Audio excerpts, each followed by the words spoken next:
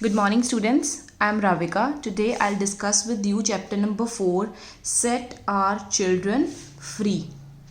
Set free means to grant freedom, means to give freedom. Freedom to whom? Freedom to our children from poverty, child labor and slavery.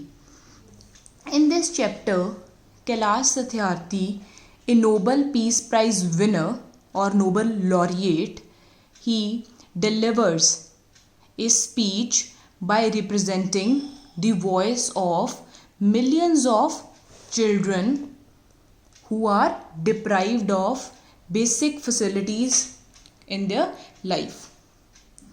So he begins his speech like this: Your Majesties, Your Royal Majesties, Royal Highnesses, my dear daughter Malala.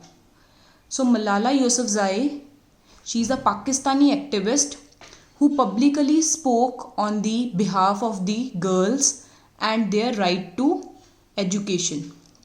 Kailash Satyarthi and Malala Yousafzai, they jointly got Nobel Prize in 2014 for their struggle against child labor and for the right of all the children to education.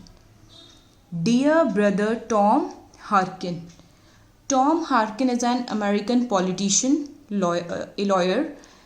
Tom Harkin and Kailash Satyarthi, they both fought for the problem of child labor. So now the Nobel Committee generously kindly invited Kailash Satyarthi to deliver a lecture. But Kailash Satyarthi refused to deliver a learned lecture because he wants to share the feelings of his heart and the voices and dreams of the children. Which children? Poor children or the children of underprivileged section of the society. So here focus on these: the sound of silence, the face of invisibility. So he has used oxymorons in his speech. Oxymorons means when the contradictory words they are used together. The figure of speech in which there is a combination of contradictory words. For example, the face of invisibility.